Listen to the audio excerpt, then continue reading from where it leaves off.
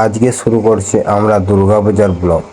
আপনাদের সঙ্গে নিয়ে হাঁটবো প্যান্ডেল থেকে প্যান্ডেল, দেখব সবচেয়ে সুন্দর প্রতিমা আর উপভোগ করব উৎসবের আসল আবহ। চলুন তবে শুরু করি আমাদের দুর্গাপূজার এই আনন্দযাত্রা।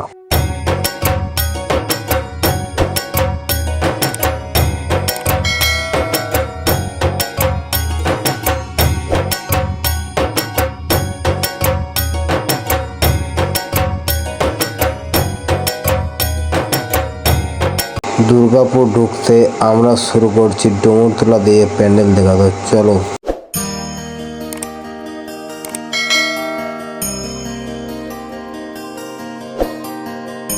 ডুমুরতলা প্যান্ডেলের সুন্দর হাতের কাজ দেখে আমরা চলে এলাম টিএন দুর্গাপূজা ক্লাবে।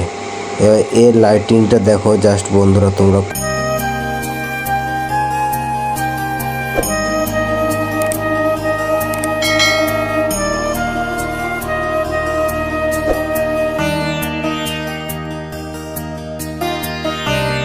দুর্গাপুর স্যান্টোস ক্লাব রোবট 2.0 এর সিনেমাটাকে তুলে ধরার চেষ্টা করেছে একটা প্যান্ডেলের মাধ্যমে।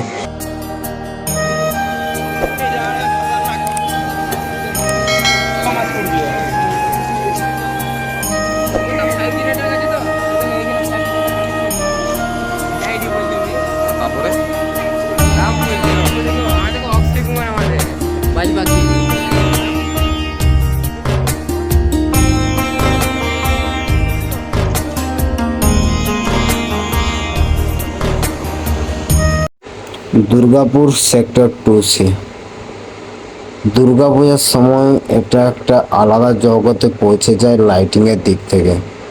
লাইটিংয়ের মধ্যে দুর্গাপূজার সময় সেক্টর 2Cতে লাইটিংয়ে প্রাণ ঢেলে দেয় আর একটা সুন্দর পরিবেশকে এত সুন্দর করে তোলে যে তোমরা সেটা না দেখলে বুঝতে পারবে না।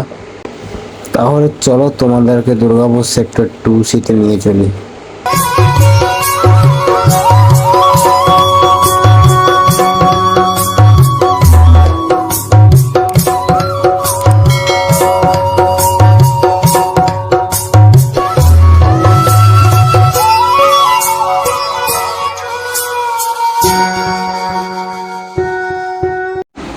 শঙ্করপুর দুর্গাপুর ঠাকুর দেখতে গেলাম আর শঙ্করপুর না ঘুরে বাড়ি চলে এলাম।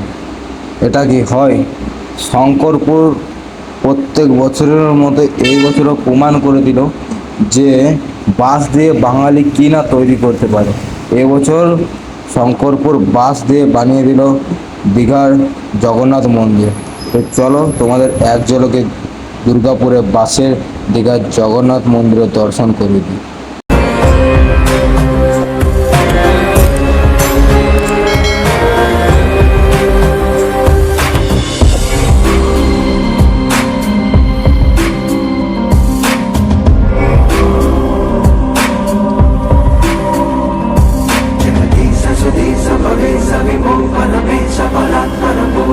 দুর্গাপুরে পুরো রাত প্যান্ডেল দেখার পর আমরা রাতের খাবার খাই D16-এ।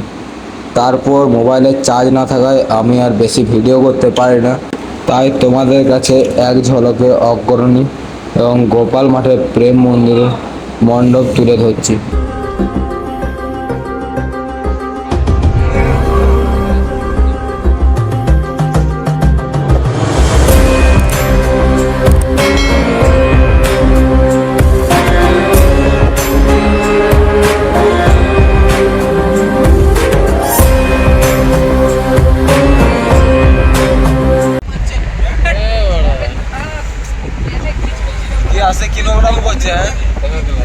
তো বন্ধুরা সকাল 5:30টার সময় আমরা গোপাল মাঠ প্রেম মন্দির দেখে আমরা দুর্গাপুর থেকে বিদায় নিলাম। পুরো রাতের দর্শন কেমন লাগলো আপনাদের অবশ্যই কমেন্টে জানাবেন। আর এখানে আমাদের সব এখানে একটা ছা ঘুমাচ্ছে, এখানে আরেকটা ছা ঘুমাচ্ছে, এখানে সামনে আম্বানি বলে কথা বলছে। এই যে এখানে মোটা ভাই, এখানে ভিডিও এডিটার ব্লগার সব যাচ্ছে এক গাড়ি গরু ছাড়। চলো, গুড মর্নিং গাইস। আজকের ভিডিও এখানে শেষ হলো।